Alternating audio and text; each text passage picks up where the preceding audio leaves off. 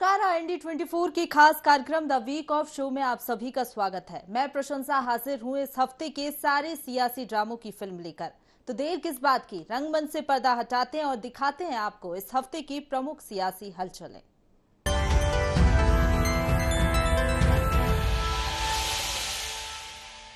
मध्य प्रदेश में कांग्रेस विनिंग फॉर्मूले पर काम कर रही है। फिर चाहे कांग्रेस को मजबूत करना हो या फिर वचन पत्र तैयार करना, 2018 में जो वचन पत्र कांग्रेस के लिए गेम चेंजर साबित हुआ, फिर उसी ट्रैक पर आगे बढ़ते हुए कांग्रेस वचन पत्र पर काम कर रही है। इस बार कांग्रेस 6 महीने पहले जनता के सामने वचन पत्र लाने की तैयारी में है, तो वहीं बीजेपी कांग्रेस के वचन पत्र को झूठ का पुलिंदा बता रही है। देखिए रिपोर्ट। 2018 में मध्य प्रदेश के विधानसभा चुनाव में कांग्रेस की जीत में पार्टी का वचन पत्र गेम चेंजर साबित हुआ था। इसी को देखते हुए इस बार भी विधानसभा चुनाव में कांग्रेस ने अपना पूरा फोकस वचन पत्र पर कर दिया है। पार्टी विधानसभा चुनाव से 6 महीने पहले जनता के सामने अपना वचन पत्र लाने की तैयारी में है। कांग्रेस जून में वचन पत्र जनता के सामने लाकर उसका प्रचार प्रसार कर चुनाव में फायदा लेने की रणनीति पर काम कर रही है। पीसीसी चीफ कमलनाथ के घर हुई वचन पत्र समिति की अंतिम बैठक में इसका मसौदा तैयार किया गया है। सभी वर्गों का ध्यान रखकर कांग्रेस पार्टी का वचन पत्र लगभग पूर्ण हो गया है और उसकी समीक्षा भी हुई है। अगर कुछ और ऐसी महत्वपूर्ण चीज़ें हमारे संज्ञान में आएंगी, सभी नेता जनता के बीच में जाके दौरा भी कर रहे हैं समय समय पर, उनको भी उसमें शामिल किया जाएगा। पुनः 2023 में मुख्यमंत्री कमलनाथ जी बनेंगे और सरकार बनेगी, हम उनको लागू करेंगे। कांग्रेस प्रदेश और जिला स्तर पर अलग अलग वचन पत्र लाने की तैयारी में है। जिला स्तर के वचन पत्र में कांग्रेस स्थानीय मुद्दों को शामिल करेगी, जिसमें समस्याओं और जनता की मांगों को शामिल कर उनको प्राथमिकता से पूरा करने का वचन कांग्रेस जनता को देगी। जिला स्तर पर वचन पत्र लाने के पीछे कांग्रेस की रणनीति एकदम साफ है कि वो विधानसभा चुनाव को स्थानीय मुद्दों पर लड़ना चाह रही है, न कि राष्ट्रीय मुद्दों पर। हालांकि बीजेपी इसको लेकर तंज कस रही है। बीजेपी नेताओं का कहना है कि काठ की हांडी एक बार चढ़ती है। कांग्रेस का वचन पत्र जनता एक बार देख चुकी है, वो कोई भी जतन करे जनता विश्वास करने वाली नहीं। कांग्रेस का गेम ओवर हो चुका है, वहीं कांग्रेस इस पर पलटवार कर रही है। वो वचन पत्र नहीं, छलावा पत्र है। पिछली बार वो जो छलावा दे चुके हैं, धोखा दे चुके हैं, उसकी पुनरावृत्ति करने की कोशिश है। मैंने समाचार देखा, उसमें उनने 60 सीटें दिग्विजय सिंह जी को दे दी हैं, बंटाधार जी को। मतलब 60 पे तो उनने मान लिया कि हम जीत ही नहीं रहे।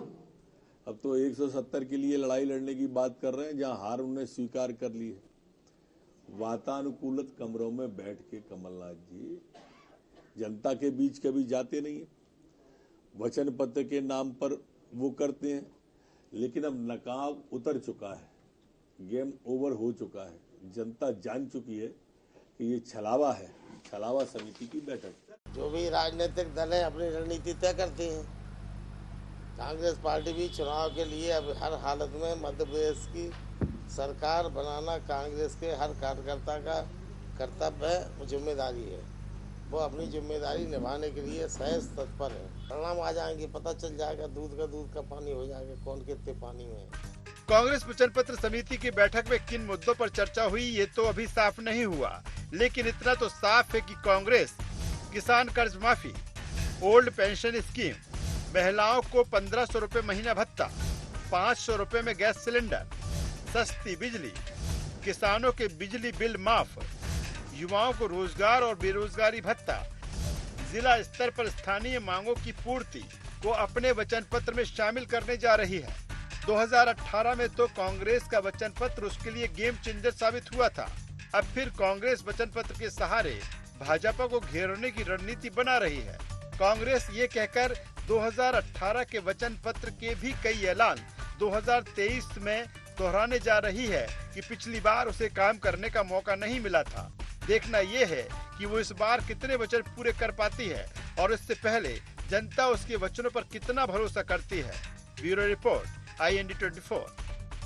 मध्य प्रदेश में एक बार फिर झूठे मुकदमों के आरोपों की सियासी गूंज सुनाई दे रही है। मुकदमों पर महाभारत तब छिड़ी जब कांग्रेस ने इसे चुनावी मुद्दा बनाया और बीजेपी को निशाने पर लिया। इतना ही नहीं, कांग्रेस अब प्रदेश भर के अलग अलग जिलों में कांग्रेस कार्यकर्ताओं पर दर्ज हो रहे मुकदमों को लेकर मोर्चा खोलने जा रही है। देखिए रिपोर्ट। मध्य प्रदेश में चुनावी तैयारी में जुटी कांग्रेस ने अपने कार्यकर्ताओं की प्रताड़ना के आरोपों को चुनावी मुद्दा बना लिया है और इसको लेकर मोर्चा खोलने जा रही है। प्रदेश भर के अलग अलग जिलों में कांग्रेस कार्यकर्ताओं पर दर्ज हो रहे मुकदमों को लेकर कांग्रेस अब कोर्ट में लड़ाई लड़ेगी। पीसीसी में कांग्रेस अत्याचार निवारण प्रकोष्ठ की बैठक के बाद पूर्व मुख्यमंत्री दिग्विजय सिंह ने जानकारी दी। साथ ही ये बताया कि कैसे कांग्रेस कार्यकर्ताओं को सरकार के इशारे पर परेशान किया जा रहा है। जितने भी प्रताड़ित कांग्रेस के कार्यकर्ता होंगे, चाहे वो तहसील स्तर के प्रकरण हो, चाहे एसडीएम स्तर के प्रकरण हो, कलेक्टर के यहाँ के first class magistrate, DJ court या हाई कोर्ट, सुप्रीम कोर्ट, जो भी ऐसे कार्यकर्ताओं पर प्रताड़ित करने के झूठे प्रकरण बनाए गए हैं, उनकी लड़ाई कांग्रेस पार्टी लड़ेगी। छोटे छोटे प्रकरणों में लोगों को सताया जा रहा है। अब कुछ नहीं मिला तो 151 में बंद कर दिया। जमानत एसडीएम ले लेता है, लेकिन जमानत ना लेकर वो छुट्टी पे चला जाता है एसडीएम। तहसीलदार को कह जाता, तहसीलदार गैर हाजिर हो जाता है। तो 151 केस में भी 3-3, 4-4, 5-5 दिन लोगों को जेल भेज दिया गया और उनको सताया जा रहा है। कांग्रेस इस मामले को लेकर अधिकारियों, कर्मचारियों को भी अदालत में खड़ा करने की तैयारी में है। पीसीसी चीफ कमलनाथ खुद मैदान में उतर रहे हैं। परिवर्तन संकल्प अभियान के तहत कमलनाथ की 3 सभाएं दतिया, खुरई, रहली के बीच में और बदनावर में होंगी। कांग्रेस के पास यहां से सबसे ज्यादा शिकायतें आई हैं। कांग्रेस अपने कार्यकर्ताओं के बचाव के साथ बीजेपी के नेताओं और कार्यकर्ताओं को भी कानूनी घेरे में फंसाने की तैयारी में है। इसके लिए कांग्रेस अपने आरटीआई एक्टिविस्ट को तैयार कर रही है, जो बीजेपी नेताओं की घेराबंदी करेंगे। कांग्रेस के इस कवायद पर बीजेपी तंज कस रही है। गृह एवं जेल मंत्री डॉक्टर नरोत्तम मिश्रा का कहना है कि प्रदेश में कहीं किसी पर फर्जी मुकदमे दर्ज नहीं हो रहे। कांग्रेस को चुनाव के समय ही कार्यकर्ता याद आते हैं, वो इसी बहाने उनसे करीबी दिखा रही है। झूठा केस कोई वो सिद्ध कर ही नहीं सकते हैं कि झूठा केस लगाया। वो सब जगह जाके ये भ्रम फैलाने की कोशिश करते हैं और कार्यकर्ताओं को इस तरह से वो ये बताना चाहते हैं कि हम उनके साथ खड़े हैं, जबकि ये हैं किसी के साथ नहीं। बाबा जैसा फेरा लगा के आ जाते हैं, उसके बाद कार्यकर्ता भगवान भरोसे रहता है। मध्य प्रदेश में 2023 की चुनावी लड़ाई चुनाव के ऐलान के पहले ही विकट होती जा रही है। बीजेपी और कांग्रेस दोनों रोज किसी न किसी नए मुद्दे की तलाश में लगे रहते हैं। इसी कोशिश में कांग्रेस की तरफ से नया मुद्दा कार्यकर्ताओं की प्रताड़ना का आया है। देखना ये है कि वो इसका कितना फायदा उठा पाती है। Bureau report, IND 24। चुनावी साल में मध्य प्रदेश में एक और मसले पर सियासी तकरार शुरू हो गई है और वो है तालीम। शिवराज सरकार ने प्रदेश के सभी मदरसों का रिव्यू यानी कि सर्वे कराने का फैसला लिया है, लेकिन सरकार का ये फैसला आते ही इस पर सियासत शुरू हो गई है। सत्ता पक्ष जहां इस फैसले की सराहना कर रहा है, तो वहीं विपक्ष इसे जनता के मूल मुद्दों से जनता का ध्यान भटकाने की कोशिश करार दे रहा है। देखिए रिपोर्ट। चुनावी साल में मध्य प्रदेश में एक और मसले पर सियासी तकरार शुरू हो गई है और वो है तालीम। शिवराज सरकार ने प्रदेश के सभी मदरसों का रिव्यू यानी कि सर्वे कराने का फैसला लिया है। मतलब एक एक मदरसे का सर्वे कराकर सरकार जानेगी कि वहाँ कैसी गतिविधियाँ चल रही हैं। सरकार का ये फैसला आते ही इस पर सियासत शुरू हो गई है। सत्ता पक्ष जहां इस फैसले की सराहना कर रहा है, वहीं विपक्ष से जनता के मूल मुद्दों से जनता का ध्यान भटकाने की कोशिश करार दे रहा है। अवैध मदरसों की बात की और कट्टरवाद का पाठ न पढ़ाया जाए, इस पर ध्यान रखा जाना चाहिए। स्वाभाविक रूप से इस तरह से नहीं है विषय वो, लेकिन कहीं भी कोई अवैध गतिविधियां संचालित है तो उन पर नजर रखने का बोला हुआ है। आहाते बंद कर दिए हैं तो बंद मतलब बंद होना चाहिए, ऐसा नहीं हो कि कहीं चल रहे हो। ये सारे विषय उन्होंने स्पष्ट रूप से लिए। मदरसे का क्यों नहीं होना चाहिए, क्यों नहीं होना चाहिए? और हम लोग तो देखते हैं कि छात्रावासों के अंदर भी हम रिव्यू करते हैं। छात्र हैं नहीं हैं, मदरसे के नाम पर क्या हो रहा है। तो ये सरकार ने एक अच्छा निर्णय, वो सबके हित में है। मैं ऐसा मानता हूँ कि वहाँ पर भी, और मैं तो ये मानता हूँ कि मदरसों के अंदर क्या हो रहा है,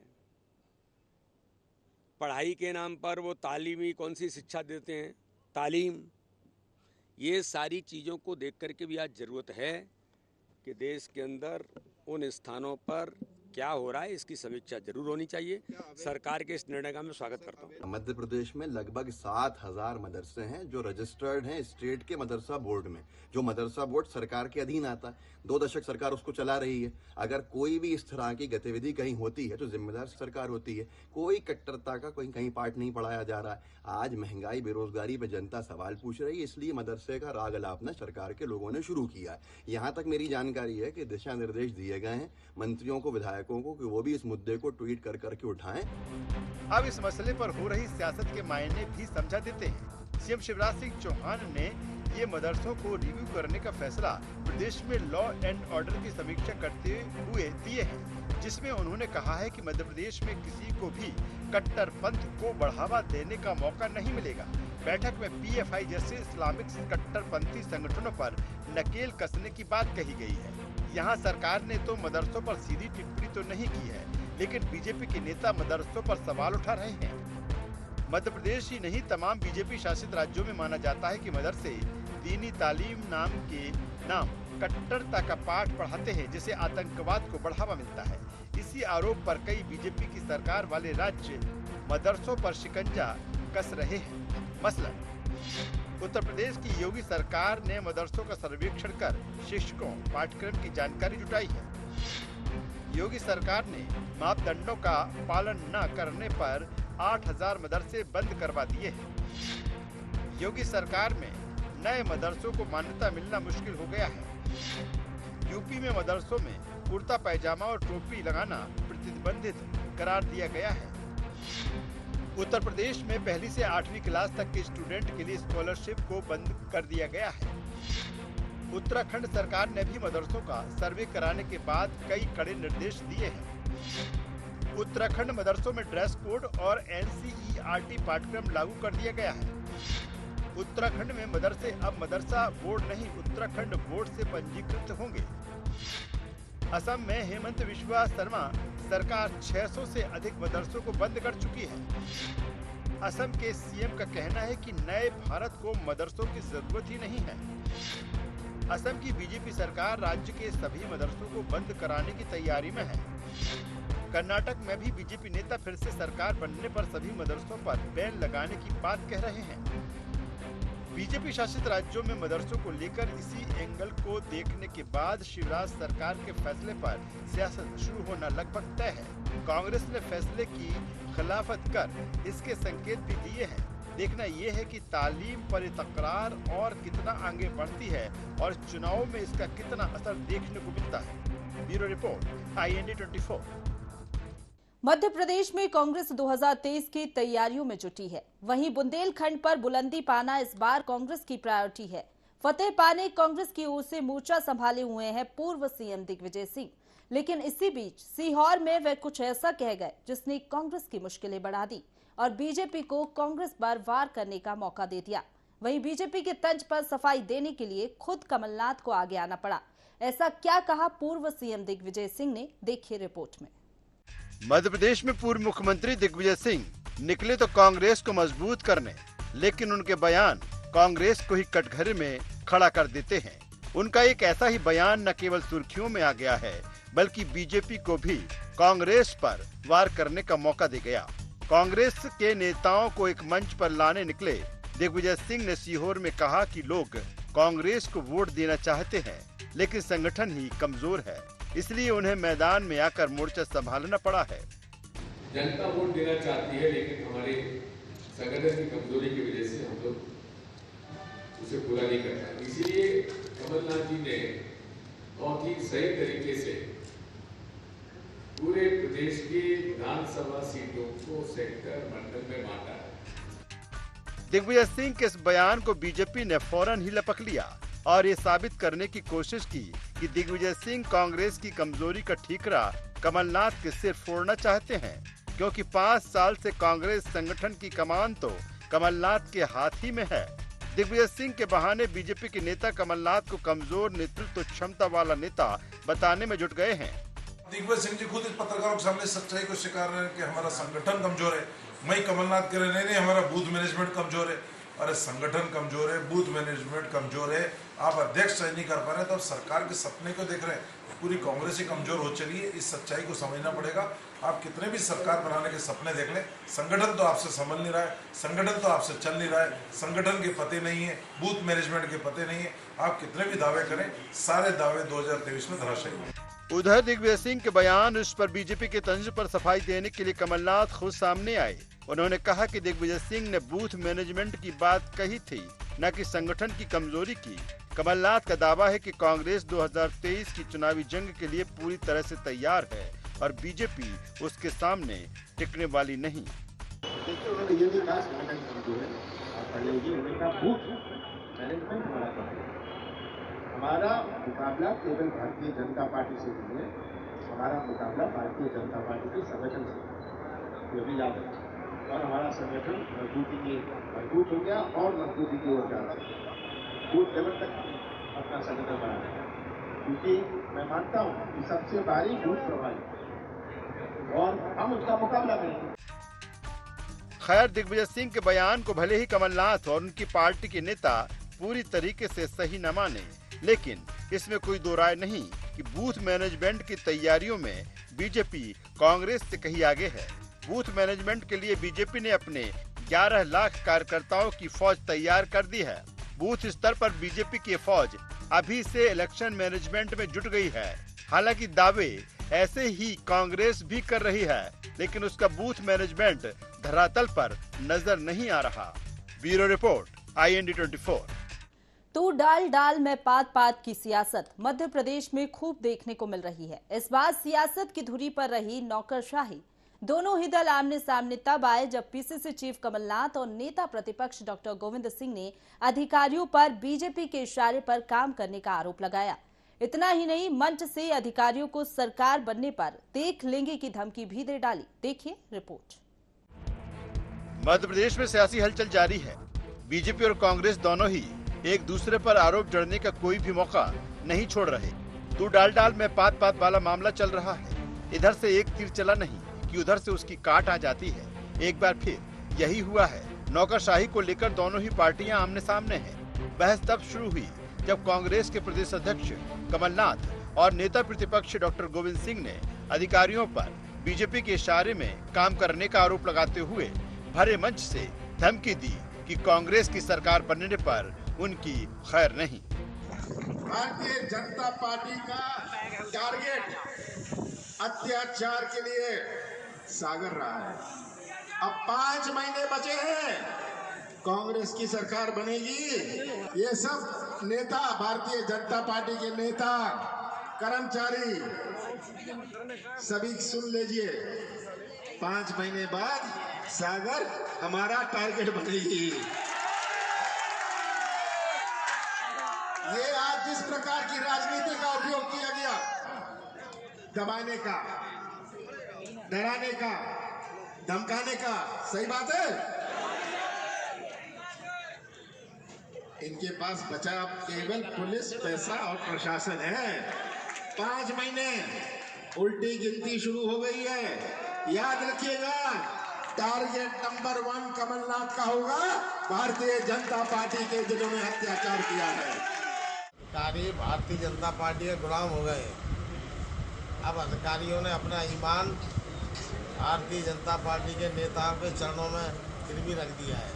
जिन अधिकारियों ने भारतीय जनता पार्टी के कार्यकर्ता बनकर, भारतीय जनता पार्टी के गुलाम बनकर नियमों और कानून के विपरीत आम जनता पर जुल्म ढा रहे हैं, मनमानी तरीके से निर्णय ले रहे, भ्रष्टाचार कर रहे हैं। 6 महीने के बाद पूरे कांग्रेस की सरकार उन पर ऐसे अधिकारियों को चुन चुनकर सबक सिखाया जाएगा, उनको सिखाया जाएगा कि नौकरी कैसे की जाए। कमलनाथ और गोविंद सिंह का बयान सामने आने के बाद सीएम शिवराज सिंह चौहान ने कांग्रेस को निशाने पर ले लिया।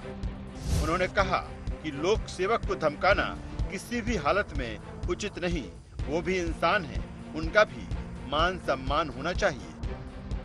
मुझे लगता पता नहीं कमलनाथ जी को क्या हो गया। देख लूंगा, निपटा दूंगा, आ रहा हूँ। लोक सेवक, सरकारी अधिकारी और कर्मचारी आखिर इंसान है। उनको धमकाना किसी भी हालत में उचित भी नहीं है, नैतिक भी नहीं है। भाई वो भी इंसान है, उनका भी सम्मान होना चाहिए। मुंह में आया और कह दिया कि मैं देख लूंगा, क्या क्या देख लोगे? क्या ये भाषा उचित है? मैं इसकी निंदा करता हूँ।